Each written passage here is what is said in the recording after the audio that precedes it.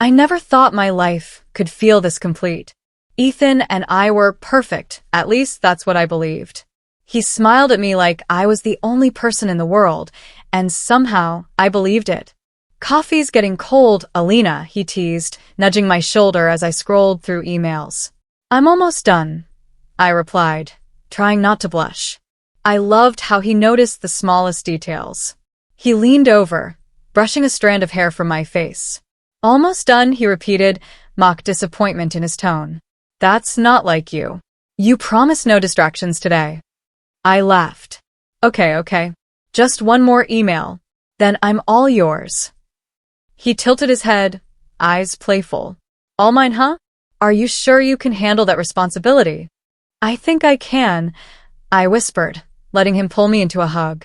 I closed my eyes and felt the familiar warmth of his chest against mine. For a moment, the world outside didn't exist. Later, when we were at our favorite cafe, I noticed a flicker on his phone screen. A message preview popped up. Can't wait to see you tonight, Red Heart. My stomach tightened, though I tried to brush it off. Ethan, who's texting you? I asked casually. He glanced down and smiled. Oh, just a friend from work. Nothing important. I nodded, swallowing unease.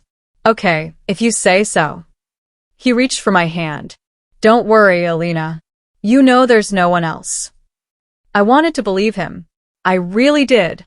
I know, I said softly, letting his reassurance calm me. Dinner at home was the same routine, laughs, playful arguments over silly things, planning future trips. So, Paris or Venice next summer? He asked, spooning some pasta onto his fork. Paris, I said immediately. We always talk about it and I want to see the Louvre. He grinned. Paris it is. I'll plan something special. Just you and me. I felt that familiar flutter in my chest.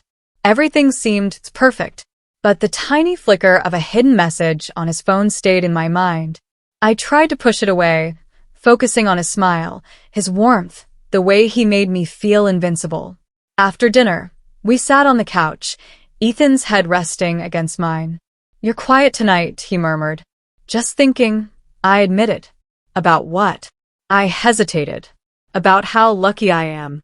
Everything feels perfect. Perfect is exactly what I want for us, he said, kissing my forehead. I smiled, letting his words sink in. And yet, a tiny voice inside me whispered, what if perfect isn't what it seems? But I ignored it. I wasn't ready to question my world. Not yet did I started noticing little things I had ignored before. Ethan's calls at odd hours, his sudden silences when I walked into the room, the way he checked his phone just a bit too often. Maya, I don't know what's wrong with him. I confessed over coffee. My hands wrapped around the warm mug, trembling slightly. Maya frowned. Alina, he's hiding something. You can feel it, right? I don't want to think that way. Maybe I'm overreacting, I said, though my stomach twisted. You're not, she said firmly. Trust your gut. Men like him, they can be smooth, but they leave traces. Don't ignore them. I nodded, forcing a smile. Thanks, Maya. I guess I'm just scared to find out the truth. Later that evening, Ethan came home, looking exhausted. I had a long day, he said, dropping onto the couch. You've been late a lot this week, I said carefully. Everything okay at work? Yeah, fine, he replied, distracted, scrolling his phone. Just busy stuff. Nothing to worry about. I watched him, but his words didn't convince me. Ethan, can I ask something? He sighed. Sure. Are you hiding anything from me? He looked up, eyebrows raised. Hiding? What are you talking about? I don't know. Sometimes I feel like you're not honest with me. I admitted, my voice shaking. He leaned back, smiling faintly. Alina, you know me. Why would I hide anything from you? I wanted to believe him. I wanted to, but the uneasy feeling lingered. The next day, I went to his office under the pretext of dropping off lunch. I saw him laughing with Victoria Kane. My heart thudded painfully, and I froze behind a pillar. Victoria, you're amazing, he said, smiling too warmly. Victoria laughed, brushing a strand of hair behind her ear. You always say that, Ethan. I mean it, he replied, leaning closer than I expected. No one gets me like you do. I bit my lip, swallowing hard, feeling the room spin. Was this just a friendly conversation, or something more? My mind raced. I left without saying a word, my hands shaking. I kept repeating to myself that I was imagining things, that maybe Victoria was just an old friend. But the tight knot in my chest said otherwise. That night, Ethan tried to act normal. "You're quiet tonight," he observed, handing me my favorite tea. "I'm fine," I murmured, avoiding his eyes. "You know you can tell me anything, right?" "I know," I said softly, but my voice lacked conviction. He smiled, touching my hand briefly. "I hate it when you worry. You stress too much." "I guess I just care too much," I admitted. "Yeah, care too much," he said with a teasing tone, though I caught the subtle edge in his words. His dismissiveness cut deeper than any argument ever could. I went to bed feeling restless, staring at the ceiling, replaying what I had seen. My mind wouldn't stop. What was he hiding? And why did it feel like my perfect life was starting to crack in places I couldn't reach yet? Sleep eluded me as doubts grew, and I realized something in our world had already begun to change, silently, imperceptibly. I should have seen it coming. I should have known the uneasy feeling I'd ignored was right. But nothing prepares you for betrayal when it lands like a dagger straight to the chest. I was scrolling through my phone when it happened. A message from Victoria came. I froze. "Can't stop thinking about you tonight," face blowing a kiss. My hands trembled. I stared at it, disbelief clawing at me. I rushed to Ethan, my voice tight. "Ethan." "Who is Victoria came to you?" He looked up from his laptop, calm, too calm. "Victoria?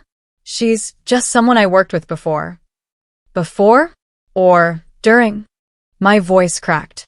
"What are you talking about?" he asked, brow furrowed. "Alina, why are you accusing me of something insane?" I felt my world tilt. "Don't lie. I got a message from her. She said." He held up a hand. "Wait." "Let me explain. You're overreacting. She's harmless. It's nothing. You're imagining things again." "No, Ethan." I saw the message. "I can read," I shouted, my chest tight with panic and fury. "She said she can't stop thinking about you." He leaned back, expression calm, almost smug. "Alina, you're letting your jealousy ruin us. You've always been too sensitive. I never did anything wrong. You're twisting this." "I'm twisting this?" My voice shook. "I trusted you. I believed in us. And you." "You don't understand me," he cut in sharply. "You never do. I work hard, I deal with people, and you think every friendly comment is a betrayal. Stop making this about me." My hands were shaking so badly, I wanted to scream. "Friendly comment? Ethan, she's flirting with you. Don't you see? Don't you even care that it hurts me?" He stood, pacing, still trying to make me feel small. "I do care, but you're acting irrational. You're blowing this out of proportion. Look, I'll talk to her, okay? Calm down. Don't make a scene." "Don't make a scene?" I echoed, tears stinging my eyes. "This isn't a scene. This is my life, Ethan. Our life. Or at least what I thought it was." He stopped pacing, facing me, trying to soften his tone. "Alina, I love you. You know that. You're imagining things. I would never cheat on you. You have to trust me." I wanted to believe him so badly. I wanted to cling to the man I thought I knew. But my gut, my instincts screamed betrayal. "I trusted you. And now I see. Everything was a lie, wasn't it?" He flinched, but his words were calculated. "No, it's not a lie. I may have been friendly, but that's all. You're making assumptions that aren't real. All." My voice was low, shaking with rage. "Ethan, do you even hear yourself? Friendly? You're lying. You've been hiding things from me, texting her behind my back, laughing with her like I'm invisible." He looked cornered, and for a first time, I saw fear flicker in his eyes. "Alina, please. Don't let this ruin us." I didn't. "I can't, Ethan. I can't ever see you the same way again." I screamed, my voice echoing.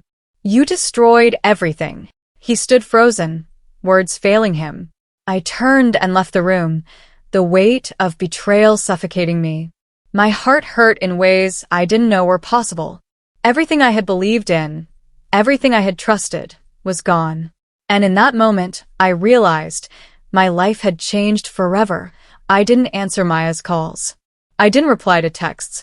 I barely left my apartment. Some part of me wanted to scream, but another part just wanted to disappear. I heard her knock once, then twice, and finally leave a note slipped under my door. Alina, I'm here when you're ready. Don't shut me out. I stared at it, wishing I could believe things would ever be normal again. But every memory of Ethan laughing, smiling, holding me close felt like a knife twisting inside. Later that morning, Lucas appeared at my office doorway. Hey, Alina, got a minute? I looked up, forcing a weak smile. Sure, what's up? I just noticed you've been quieter than usual. Everything okay? I shrugged, my voice tight. I'm fine. Just tired, I guess. Lucas didn't look convinced. You can talk to me, you know, even if it's personal. I wanted to push him away, but instead I whispered, I don't know if I can talk about it. I feel like my world is falling apart. He nodded slowly. I get that. But you don't have to go through it alone. I nodded, looking down at my coffee, its warmth failing to reach the chill in my chest. Everywhere I went, Ethan's absence, or rather, his betrayal, haunted me. At the cafe, I imagined him sitting across from Victoria, smiling the way he used to smile at me. At work, I flinched every time my phone buzzed, thinking it might be him, thinking it might be her. Even family dinners became unbearable. My mom asked why I was so quiet. My dad tried to joke to lighten the mood, but all I could hear was the echo of his lies. Alina, you okay? My brother Oliver asked, eyes wide and worried. I'm fine, I said quickly, forcing a smile, but inside I felt hollow. Flashbacks tormented me. Ethan whispering my name in the dark, brushing hair from my face, planning trips we would never take. Every memory now burned like acid. I replayed our conversations over and over. I love you. You're all I need. Those words felt like mockery now. Maya's absence hurt more than her presence could have. I wanted her comfort, but couldn't let anyone in. Pain had a way of isolating me, wrapping around my chest and refusing to let go. Later, Lucas approached me again at work, softer this time. I know you're hurting, Alina. You don't have to face it alone. I'm here if you need me. I looked at him, the corner of my lips twitching into a faint smile. Thanks, Lucas. I'm not ready to talk yet. He nodded. Whenever you're ready, I'll be around. I walked to my apartment afterward, the city lights feeling hollow and distant. I replayed Ethan's words in my head, trying to reconcile the man I loved with the man who betrayed me. And yet, beneath the crushing despair, a small spark of clarity flickered. I realized I couldn't stay trapped in heartbreak forever. I didn't know how or when, but I needed to find a way to reclaim myself.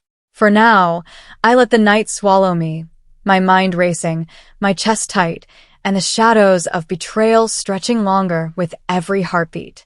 I couldn't keep lying to myself. I had spent a week drowning in pain, staring at the walls of my apartment, replaying Ethan's betrayal like a broken record. Every thought circled back to the same question. How do I move forward when the one I trusted most shattered everything? Clara noticed the change immediately. Alina, you look like you're carrying the world on your shoulders, she said, handing me a cup of tea. I feel like I'm drowning, I admitted, my voice barely a whisper. She sat across from me, calm and steady. Then it's time to swim, not sink. You can't let him define your life anymore. I don't know where to start, I said, looking down at my hands. Start small. Start with yourself. Take back your routines, your choices. Invest in what matters to you, not what he says matters to him. Her words hit me like a jolt of electricity. I don't know if I can. You can, Clara said firmly. You're stronger than you think. One decision at a time. The next morning, I woke up earlier than usual. I made my own breakfast. took a brisk walk in the park, and ignored the voice in my head that kept asking if Ethan would call. I started keeping a journal, writing down thoughts, goals, and tiny victories. At work, I made decisions I'd been putting off for months. "Lucas, I want to lead the new project," I said, my voice steady. He looked at me, surprised but supportive. "Are you sure? It's a big responsibility." "I'm sure. I need this. I need to prove to myself I can do it." He smiled. "Then go for it. I'll back you up." Every small choice felt like a reclaiming of power. I stopped relying on Ethan's contacts or advice, instead trusting my instincts. When emails came from him, I didn't reply immediately. I stopped obsessing over every word he sent. I existed for myself first, and it was terrifying and liberating. That evening, I met Clara again. "I feel lighter," I admitted, stirring my tea. "I'm scared, but I also feel like I'm finally doing something for me." "You are," she said, eyes kind but firm. "Independence isn't about revenge. It's about strength. You don't need to hurt him to heal. You just need to rise." I nodded, letting her words sink in. I want that. I want to rise without looking back, without needing him to see me succeed. "That's the right path," she said. "Your happiness is yours alone. No one else gets to dictate it." For the first time in days, I felt a spark of hope. The knot of despair in my chest loosened just a little. I realized that my life didn't have to be defined by betrayal. I could build it anew, quietly, with intention. Before bed, I looked at the reflection in the mirror. "I will rise," I whispered to myself. "I will not be broken. I will take back my life, silently, surely, without him knowing. I will become stronger than ever." That night, sleep came easier, and my dreams were less haunted.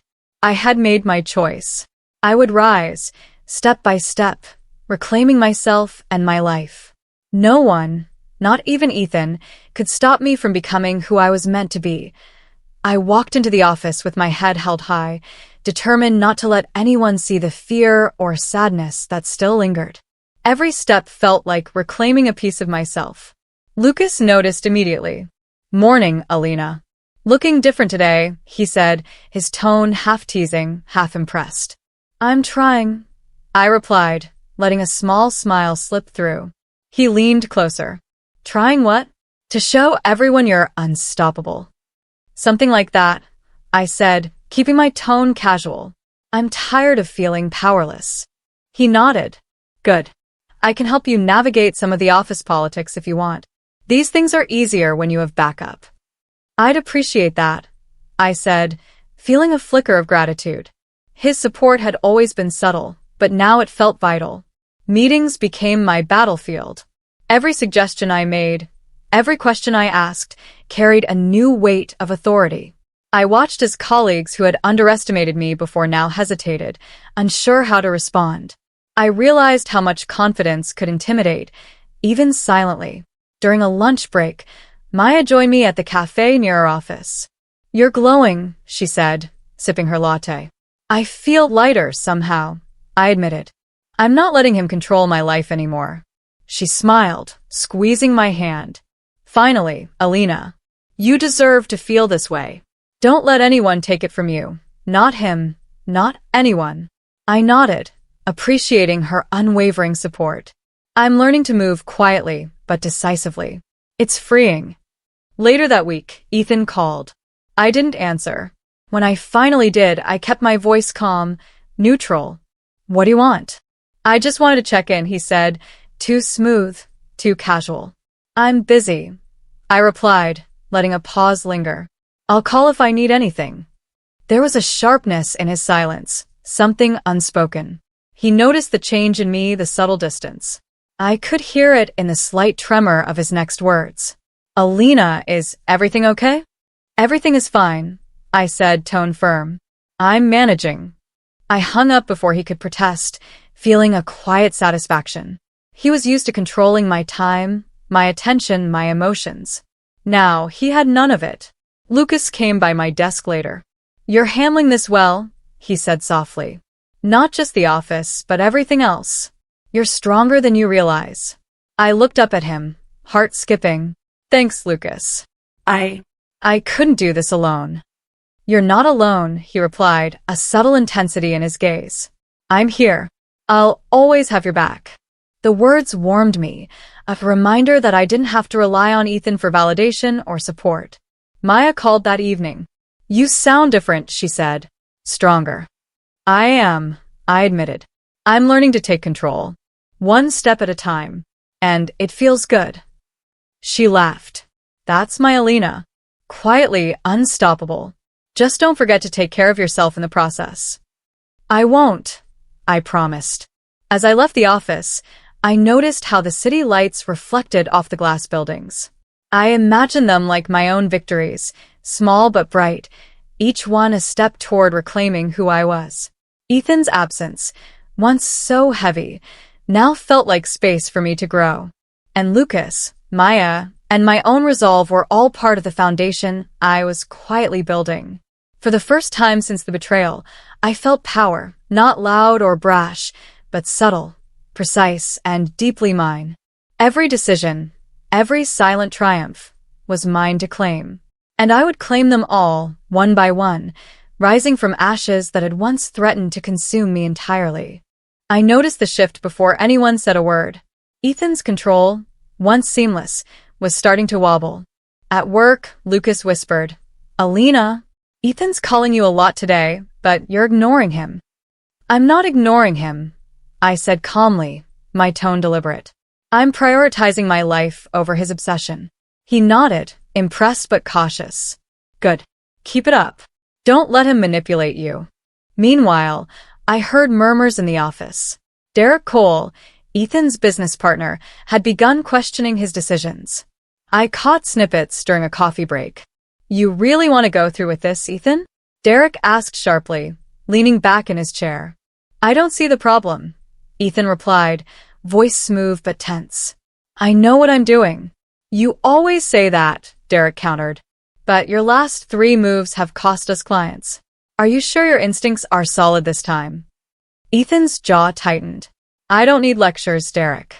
I can handle it. I smiled faintly behind my notebook. Karma, it seemed, had already begun weaving its threads. Later, Ethan called me, his tone sharp. Alina, I need you to reconsider the project proposal. I think you're making a mistake. I appreciate your input, I said evenly, keeping my voice neutral. But I've already reviewed it thoroughly. I'm confident in my decisions. There was a pause. Then his voice tighter now. I just don't want you to overstep. You're still learning. Learning or not, I own this responsibility, I said firmly. I don't need your approval to do my job. Fine, he muttered, a hint of frustration leaking through. I hung up and let a small smile spread across my face.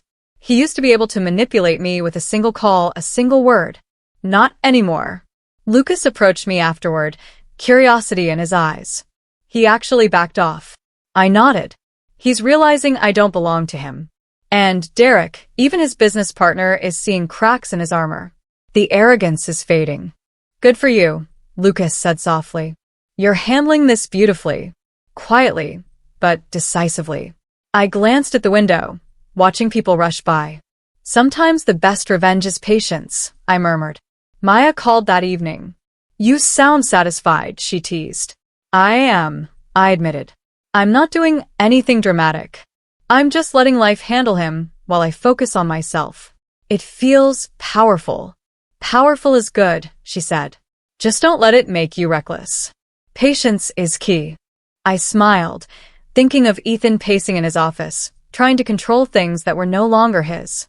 He was used to dictating, manipulating, bending the world to his will. Now, even his closest allies questioned him. The realization must sting. And yet, I didn't gloat. Not aloud. Not yet. I observed, I noted, and I waited. Every misstep he made, every faltering decision, reinforced my quiet strength. By the time night fell, I felt a calm satisfaction. I wasn't forcing karma. I was merely witnessing it unfold. The cracks were widening, and his obsession with me couldn't repair them. As I turned off the lights and prepared for bed, I whispered to myself, one step at a time, Ethan. You'll fall without me lifting a finger.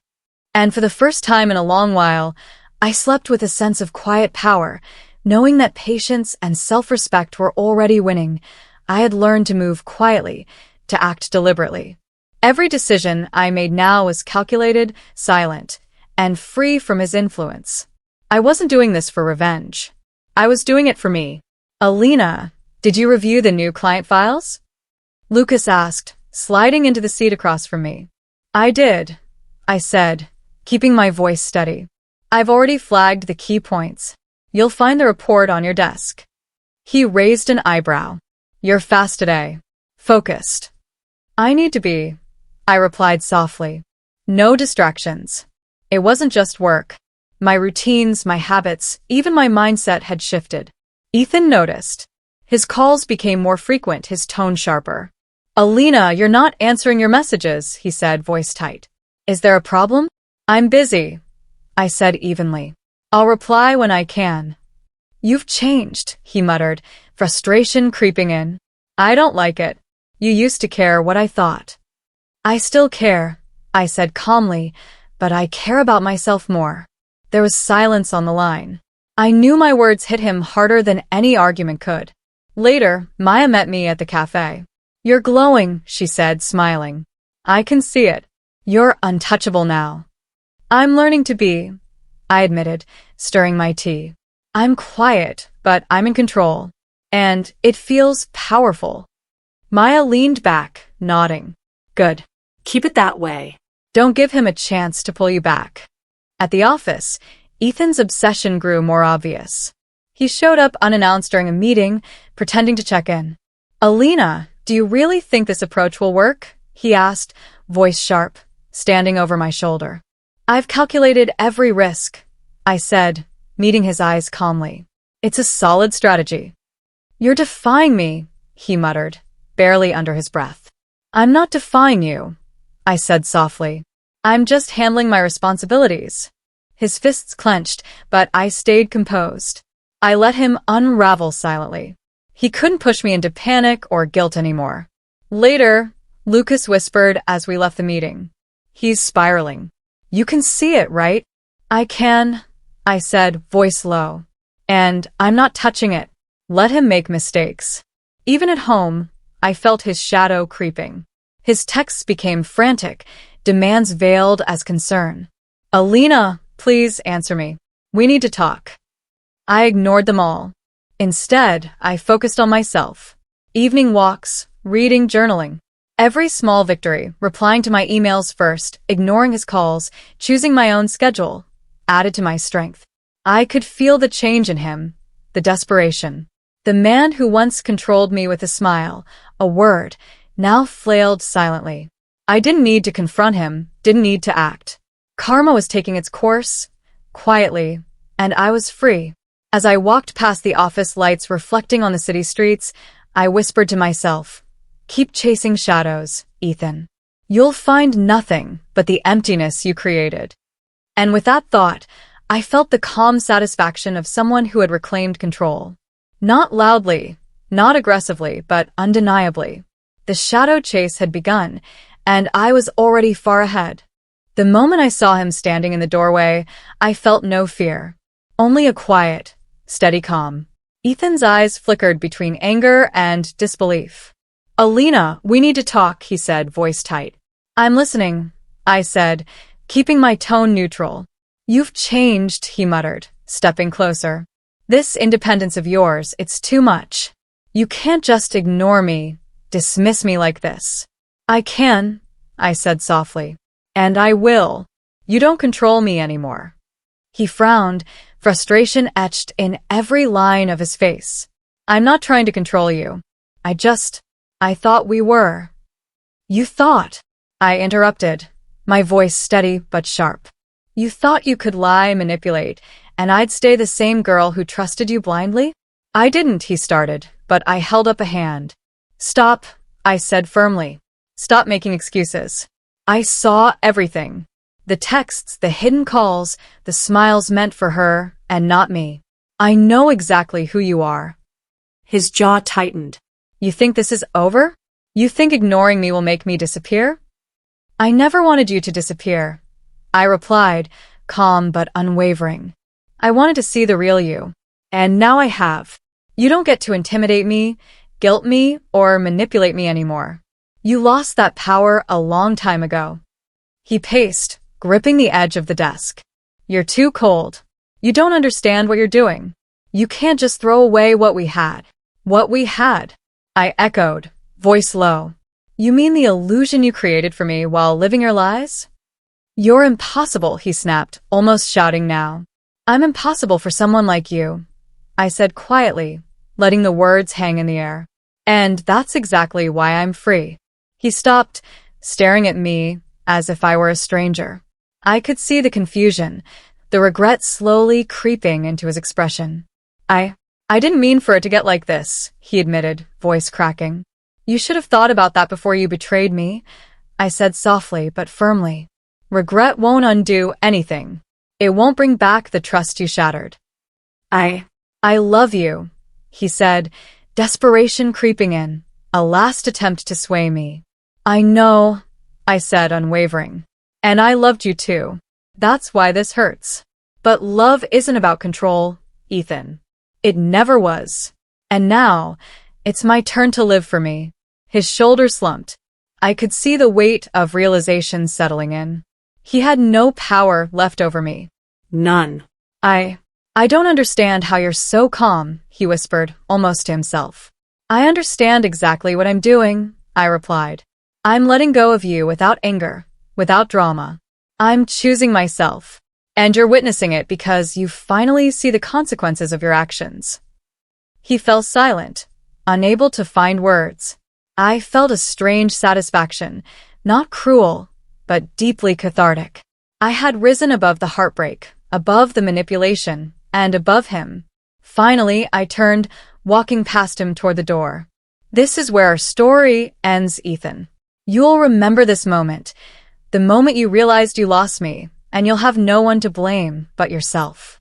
He watched me leave, eyes wide, voice failing him entirely. And for the first time, I didn't look back.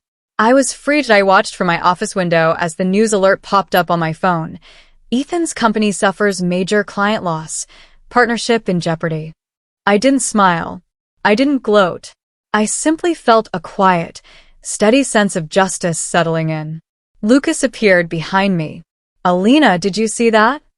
I did, I said calmly, turning to face him. It's unfortunate, but not surprising.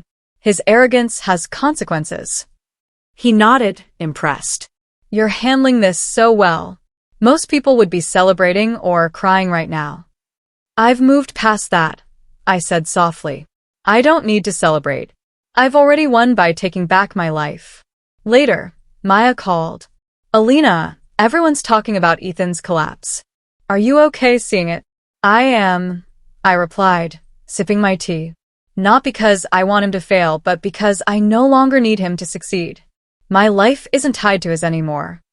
You're really different now, she said. Stronger. I've had to be, I admitted. Pain teaches lessons you can't learn any other way. Meanwhile, Ethan's messages flooded my phone. Alina, please talk to me. I need you. I ignored them all. He tried calling, texting, even sending emails. Every attempt revealed more of his desperation, more of his unraveling. When he finally showed up at my office, the tension was palpable. Alina, we need to fix this, he exclaimed, voice frantic. I'm not fixing anything for you, Ethan, I said, calm and firm. Your mistakes are yours. I've already fixed myself. You don't understand. I can't lose you. You lost me the moment you betrayed me, I replied, keeping my tone steady. I'm not here for your recovery. I'm here for my life. He stared, speechless, realization dawning in his eyes. I saw the regret, the panic, and the desperation all in one. He had no control left. Lucas approached cautiously. Ethan, maybe you should leave, he said softly. It's clear she's moved on. He looked between us, unable to argue. I felt no satisfaction in his defeat, only clarity.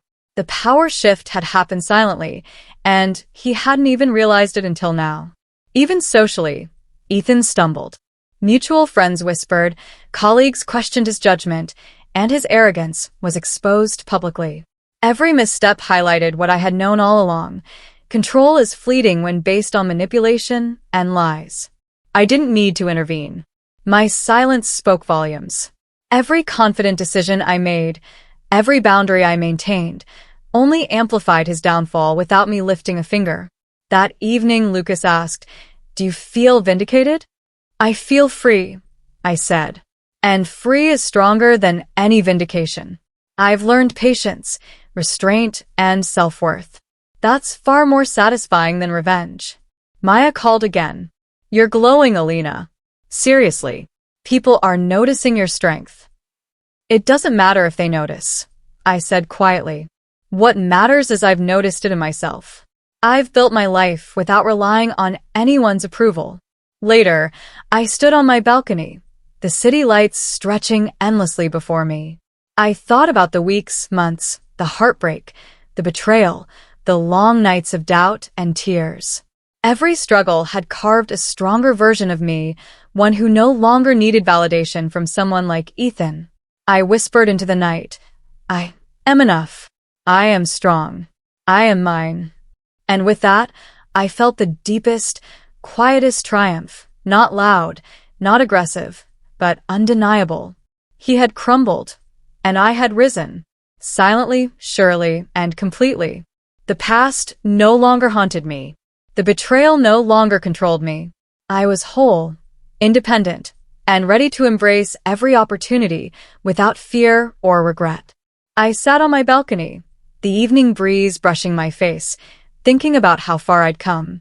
The betrayal, the heartbreak, the sleepless nights, all of it felt distant now, like a storm I had survived. Lucas appeared behind me, coffee in hand. "You've been quiet tonight. Thinking?" "I'm reflecting," I admitted, taking the cup. "Thinking about everything that happened and realizing how much stronger I've become." He smiled softly.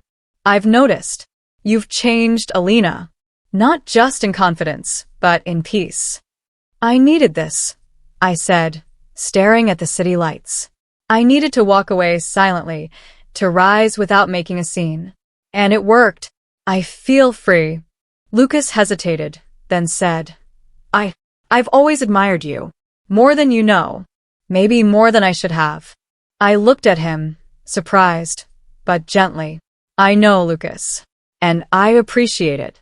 But right now, I'm focused on myself, my growth, my life. That's what matters." He nodded, understanding. "Of course. I just wanted you to know. Always." The quiet strength I felt in that moment was more powerful than any revenge or confrontation. Ethan's downfall was complete. He had realized too late the consequences of his choices. I didn't gloat, didn't call him out publicly. Karma had done its work, silently, and I had moved on quietly, decisively. A message from Maya lit up my phone. "Dinner tomorrow?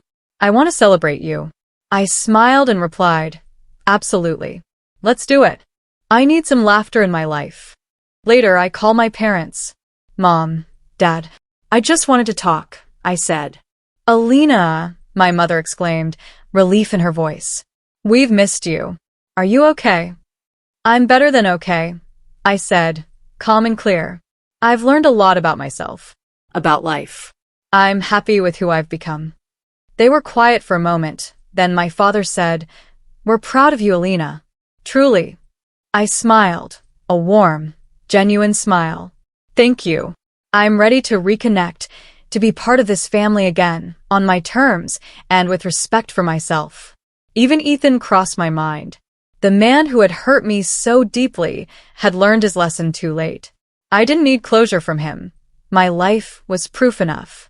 He would remember, always, the girl who walked away silently, leaving him powerless. The next day, Maya, Lucas, and I met for lunch. Laughter came easily. Conversations flowed. I felt rooted in the moment, grounded in myself. Lucas reached over, lightly touching my hand. "You know, seeing you like this, that's inspiring." "I'm not inspiring," I said softly. "I'm surviving, thriving. That's all. And it's enough." Maya laughed. Alina, it's more than enough. You've become unstoppable. I leaned back, closing my eyes, letting the sun warm my face. For the first time in months, I felt completely at peace. No lingering anger, no obsession, no heartbreak. Just me, strong and whole. I whispered into the breeze. I walked away silently. I rose. And I am finally free. The city hummed below, alive and indifferent, but I didn't need it to acknowledge me. I knew my victory, my peace, and that was enough. My life was mine, fully, and I would carry this strength into every tomorrow.